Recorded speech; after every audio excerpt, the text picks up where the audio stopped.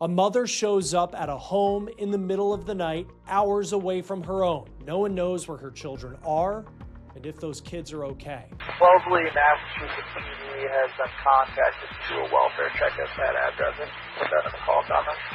Now that mom is set to face charges of murder for allegedly killing her own 2 children. Do you understand you have that right? Yes, sir. Police say the victims were just 7 and 6 years old, a brother and sister. We have court documents that are now telling us what potentially was going on in their mom's life that allegedly could have played a part in this horrible tragedy. We're on the case presented by Law&Crime. I'm Chris Stewart.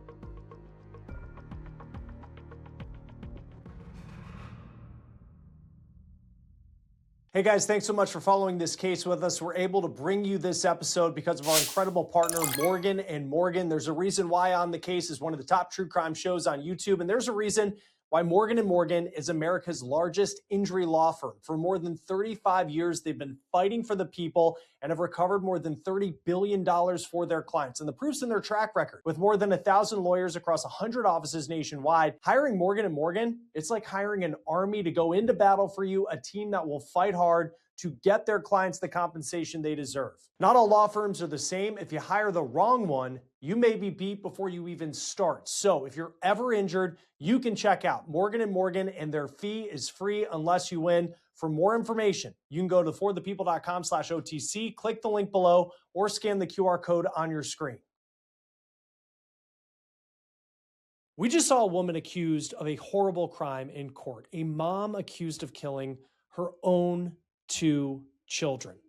And she appears to be someone who's never been in trouble with the law before or ever in a courtroom like she is now. Now, here is that mom accused of the terrible, terrible crime. These are 2 kids that are being described and remembered now as kids that were full of life, that had so much to give. Their mom, Janette MacAusland, could spend the rest of her life in prison. This is video of her in court today in Vermont, per WPTZ television. Now, we are going to break down how this story went from Massachusetts to Vermont and is now headed back to Massachusetts in just a moment. Here is Janette's mugshot that was released by authorities in Vermont. I'm blurring the bottom of it because there is a very noticeable gash across her throat. Now, we'll talk a little bit more about what happened in court today and where this case could go next in just a moment, but I want to talk about what we know about Janette MacAusland, because she is someone who, at least through pictures, and I know that pictures only tell a sliver of a story.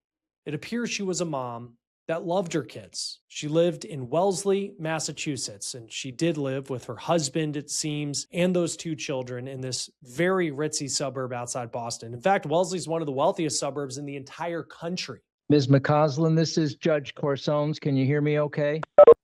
Yes, sir. In court today, MacAusland seemed emotional. She was looking down at times as the judge and attorneys were speaking. She waived her right to extradition, and that clears the way for her to return to Massachusetts to face far more serious charges than what she is facing in Vermont. As she signed the form in court waiving her extradition, a very interesting moment. She asked the judge this question. Go ahead and sign the waiver form.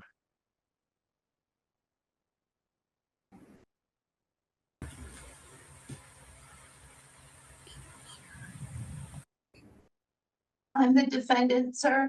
Now, we'll talk a little bit more about what will happen next in the legal side of things in just a moment, but let's get back to what we know about Janette. We searched her name online and we found that she worked as an acupuncturist at a highly rated clinic in a Boston suburb. Her picture and profile on that clinic's website were taken down as of Sunday night. So here is what we know about the story that started just a couple days before that on Friday evening. It was around 9:15 Friday night that police in Bennington, Vermont, which is in the southern part of that state, just over the Massachusetts border, actually close to the border with New York as well. Police there in Bennington say that MacAusland showed up at a family member's house in their town. Now, Bennington, Vermont is a roughly 3-hour drive from Wellesley, Massachusetts. Now, when Janette got there, police say the people at that house, that family member, they knew something allegedly was wrong. They say Janette was acting highly distraught. And they also say, again, when you look at that mugshot, you can see that large gash on her neck. Bennington police were then called and told about MacAusland showing up in the home. And when they got there, they saw that she was bleeding. And it's unclear specifically what was said on the 911 call. But police said when they got to the house in Vermont and they were talking with Janette, they became increasingly concerned that there was something wrong hours away in Massachusetts. They were concerned about the welfare of her two children in Wellesley. Now, this is what was heard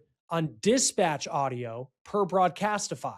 Wellesley, Massachusetts PD has been contacted to do a welfare check at that address. Put that in the call comment. Police in Massachusetts were then called, and they went inside Janette's home on Edgemore Avenue in Wellesley, and that is where police say they found her children, 7-year-old Kai and 6-year-old Ella. They were dead. Police in Vermont arrested Janette, and she is still there being held as a fugitive from justice. That's why she appeared in court today. But back in Massachusetts, prosecutors have already said that she will be facing far more serious charges, and we'll talk about that in just a moment. Now, it is unclear what the potential motive would be to allegedly do something like this, to take the lives of her own children. In searching Massachusetts court records, it is important to note that Janette, it appears, was going through a pretty difficult divorce. Now, this is the document that her husband filed in October of last year, citing, quote, an irretrievable breakdown of the marriage. The document states that Janette's husband wanted custody of their two children, as well as the house they lived in on Edgemore Avenue. In November of last year, Janette and her attorney responded with a counterclaim, and there she said she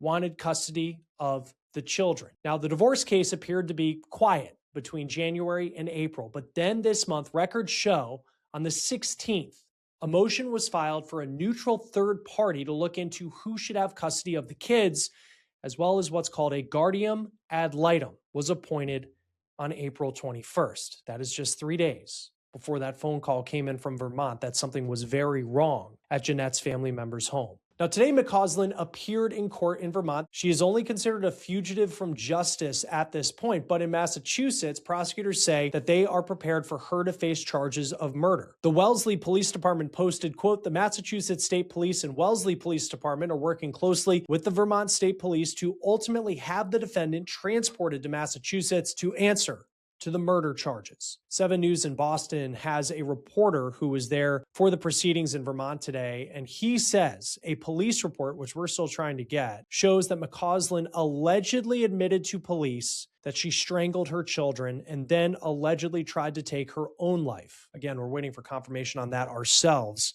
from police. I need to inform you that a demand has been made for your surrender by the Commonwealth of Massachusetts.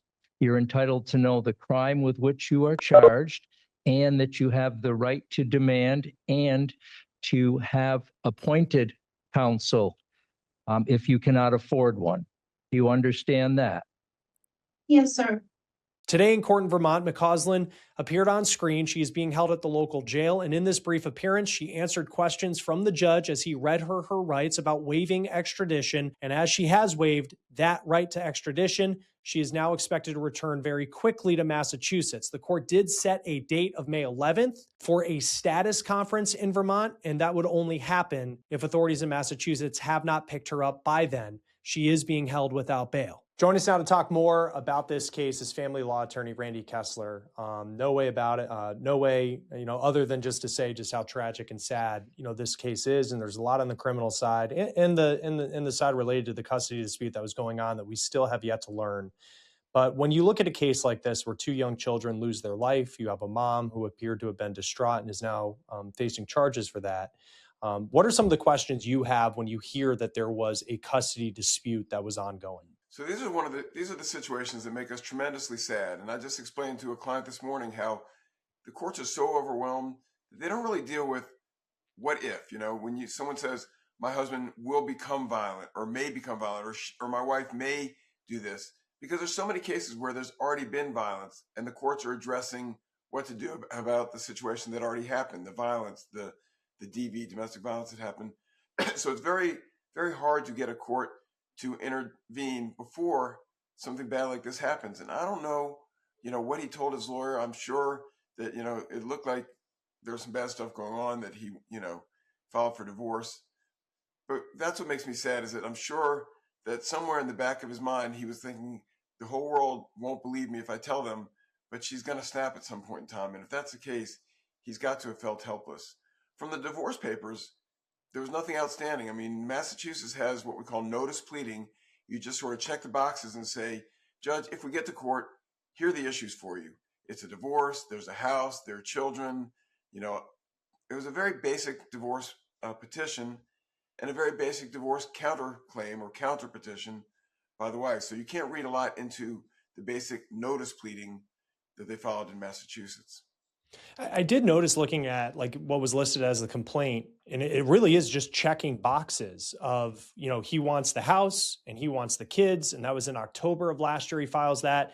Then she does this counterclaim in November. What were they, as you know, someone who works in this space, like what were they actually kind of debating at that time in, as far as what the custody, you know, should be? So everything's fair game. And remember, this is not a settlement offer. You're not telling the court, I'm willing to accept this. You're saying, if we have to go to court, this is what I want. So each side says, if we have to go to court, I want the kids to be with me. I want the house to be, you know, with me. So you can't really read a lot into the petition, except that it was an adversarial proceeding, right? Sometimes people come to us and they say, we've already figured everything out. We just want you to draw up the papers, Mr. Kessler. And I draw it up. They all sign it, and the divorce is done. This was certainly not one of those. This is what we call a contested divorce. Most cases start off contested. Most cases end up uncontested because they reach an agreement before they get to trial. But if it gets to trial, this is the paperwork the judge will see to decide, what do I need to think about? What do I need to decide? Okay, there's a house, there are 2 children, parenting time, decision-making. You know, it identifies the issues for the judge. But other than that, just by looking at the paperwork, you know, you can't really read much into it. And there was one line, and this might be a standard line that you see in Massachusetts on a document. It says, this is when the husband filed for divorce in October. The husband says, prohibit defendant from imposing any restraint on plaintiff's personal liberty. What does that mean? Yeah, that's an interesting one. We don't have that in Georgia. It seems like a generic kind of making sure that neither side wipes the other one out financially, or making sure that neither one changes the locks on the doors so that nobody can come or go into their house or their home or their cars. Just a generic common sense kind of, listen, I want to make sure everyone knows we're not going to do these crazy things like wiping out bank accounts or changing the locks until the judge gets to weigh in or until there's an agreement. You know, some courts have a general standing order where the judge issues an order immediately when the case is filed saying you can't do this kind of stuff. This is sort of a reminder by the husband not to do this to the wife. A reminder to the wife not to do this. Because then you go to, and this is from NBC Boston, this is just what I'm quoting here, on April 16th, so relatively recent, they filed a motion agreeing to have a neutral third party investigate and make recommendations about custody. And then it appears a guardian, and my Latin's not very good. Ad litem. Yep. Ad litem was appointed on April 21st. What does that mean? So I could talk for hours about that. You know, a guardian ad litem, it's really interesting to me as a lawyer, not just a family lawyer, but it's someone who investigates what's best for the children and then reports to the court. And if you think about it, it's a wonderful tool because the judge can say, Kessler, sit down. You know, Stewart, sit down. I don't care what you're saying about your clients. Who's neutral? Who only cares about what's good for the children? And the guardian gives her or his investigation report or recommendation. And that's obviously the starting point. The reason it's interesting to me intellectually as a lawyer is because guardians are usually considered experts. And you know what I know about experts, which is experts can rely on hearsay. So guardians can go out and talk to Johnny's best friend's mommy and to the school teacher and to the care provider, and then can report to the court what they think. You can't do that in court. I can't walk in and my client can't walk in and say, well, I talked to Johnny's best friend's mom and they said, because that would be hearsay. So holistically, it's a good situation because a good guardian can gather all the information, can roll up their sleeves, can pop in unannounced to mom's house or dad's house, can talk to grandma, can talk to just about whoever they want and give the court what they think is best. Every lawyer, though, has a war story about a guardian that didn't do their job.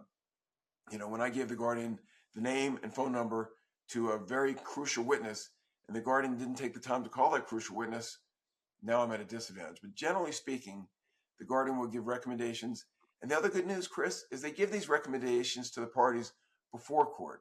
So everyone knows what the court's going to hear. And whether you like it or not, that's probably what the court's going to do.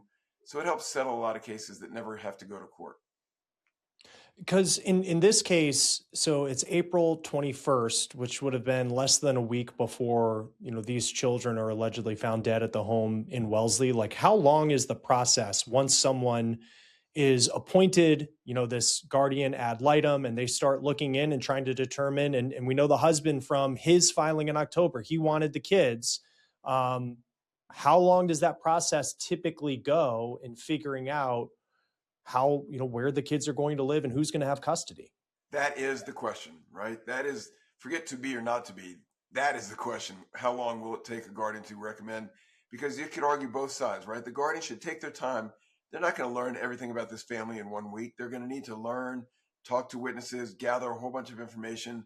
The kids are 6 and 7 years old. They've got a whole bunch of years worth of information. So it should take some time. On the other hand, they're in limbo. And the longer it goes, the more friction. And look what happens in this case when there was friction and nobody knew what was going to happen to the children. This is the worst case scenario. So a month would be a really quick turnaround for a guardian. A year would be a really long turnaround for a guardian. In my experience, 2, 3, 4 months is about when the guardian starts to figure out what they think they want to recommend. And then we have this other problem. What about on a temporary basis? What about somebody who wants to move out of the house? How much time should they have with the children in the interim? That's a lot of pressure on a guardian. A good guardian will jump in, get it done quickly, but good guardians are in high demand and they're doing a lot of work for a lot of families. It's a dilemma in family law. And sadly, I think the last time we spoke was the case involving the former lieutenant governor of Virginia, and they were having a divorce that was going on. And that ends up being a case where he took his wife's life and then he took his life. You look at this case and I think of and we don't know the circumstances surrounding why they were getting divorced. We don't know, what the issues were with the children. We know the husband wanted the house and the kids per his filing, but like this goes on for several months. And I don't know what type of access she had to the kids prior to. But then it's like, I look at the calendar and it's like April 21st, this guardian is brought in and maybe they start asking questions. And that's what, allegedly leads to this. Like in these cases where, emotion is through the roof and someone may feel like their life is coming to an end, like how do you protect it? And I know that this can be a hypothetical question that we're probably not going to be able to answer today, but it's like, what can be done to protect the children, especially if you have both parents going through this very emotional divorce and custody battle? How do you make sure that they're okay and the emotion doesn't spill over like it allegedly did here? I tell all my clients, don't forget common sense. I mean, I can give you advice. There's another term that we talked about in law school, which was eggshell plaintiff. We don't know what she was like. A normal person would maybe crack under these circumstances. What if she already had some mental disabilities or infirmities that led her to crumble and do this kind of thing? But, the advice I would give, oh my gosh, don't forget common sense. Often when we serve a divorce petition, and I think we talked about this for the last story, we tell our clients, don't be around. When you fire that shot, when you say, I want a divorce, make sure you're physically separated. When there's a big event, make sure you're separated. And you know what? I don't want to tell people to violate a court order, but if you sense danger and you know that other parents going to hurt the children, I don't care what any lawyer, any law enforcement officer tells you. If you got a pretty good feeling about it, intervene. And if you had a good reason for doing it, you won't get in trouble because you'll explain to the court, this is why I felt this way. And you know what? Even if you get in trouble for doing it, if you really thought that you were saving your children, then how would you sleep better at night? Having done something to protect your children that wasn't necessary, or having not done it. So, there's the law, but I learned my first week in law school, the professor was describing what a writ was. And you know what he said? He said, it's a piece of paper. A court order is just a piece of paper. You can get a court order giving you custody of the kids. It's just a piece of paper. Mom can still come over, dad can still come over. Common sense. Use common sense. Don't go to extremes because then you'll be the villain if you take your kids and don't let the other parents see them. But just think about what's best for your kids. You know your kids better than any guardian, than any judge, than any lawyer. Try your best to balance common sense with the legal advice you're getting. Because is there any, and I don't know, we don't know if they had, criminal history or anything. It doesn't appear that way. And they certainly live, Wellesley is one of the nicest communities you can live in outside of Boston. Not that domestic violence and issues don't happen in those types of communities. But like when someone files for divorce, and in this case, the dad says, I want the kids, and then the mom is going to counter that, like what happens inside the home? I mean, is that something where they, legally it's playing out, but like, are they still, with the same access to the children as they did prior to the divorce being, brought forward? It's a hard situation. We just finished a trial where the people were still living together at the time of trial. You have this problem of, on one hand, you want to spend time with your children. On the other hand, you don't want to look like you're causing friction. So sometimes there's a race to who gets to pick them up at school to show that I was there. I was the one picking them up at school. There's got to be a compromise. Good lawyers will intervene quickly and try to come up with a schedule and say, look, where is there an area of dispute? They can't decide who picks them up and who drops them off. Let's just do it evenly until we hear otherwise. It's a problem, though, and sometimes kids say, I want daddy to read me a story. And then mommy feels like, well, they're going to love daddy more than they're going to love me. It is a problem, but hopefully good parents will put their kids first before lawyer advice, before court advice, and just do what's good for the kids. And if you know what, dad wants to take the kids to soccer and he's never done it in his life, let him do it. It's not going to kill your custody case. Common sense. It goes out the window so fast in these cases. I see people doing stuff that in a million years they would not advise their friends to do. They would not tell their brothers or sisters to do. And all of a sudden, they're so scared that they start changing their behavior. Try to create normalcy for the children. Don't put the children in the middle. And worst of all, don't make the children choose. Well, who do you want to take you to school? Who do you want to take you to dinner? You know what? They didn't ask for this. Don't make their life change. Make their life as constant as possible. Hard to do, but common sense should apply.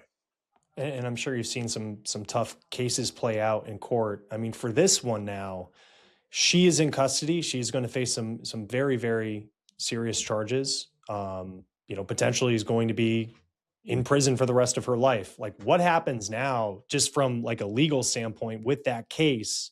Sadly, the kids have passed away. The mom is in prison. Does everything just go away as far as, obviously the husband was the one who brought this divorce forward in October of last year?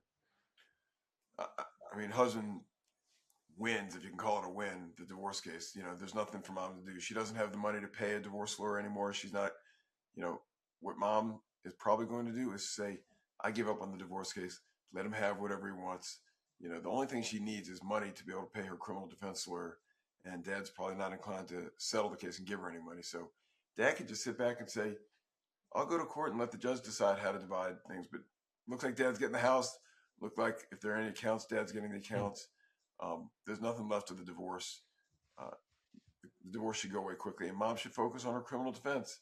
And dad should want to be away from her, as he already did before the divorce, even more so now. So, if it takes some money, maybe give her enough money to pay off her divorce lawyer so she has no debt on that, or give her some money to pay her criminal lawyer. I don't know what their assets are, but if they've got millions, then he's going to give her a little bit. If they only have the house, dad's getting the house, dad's going to pay for it, and they're going to be separated. The divorce is probably going to be granted within the next few weeks. All right. Yeah. Just an awful case, to see this develop out of Boston. Randy Kessler, family law attorney. Thanks for helping us break this down. We appreciate it. My pleasure. That will do it for On the Case, presented by Law&Crime. Subscribe to us on YouTube and Spotify, and we're also streaming on Peacock. I'm Chris Stewart. We'll see you next time.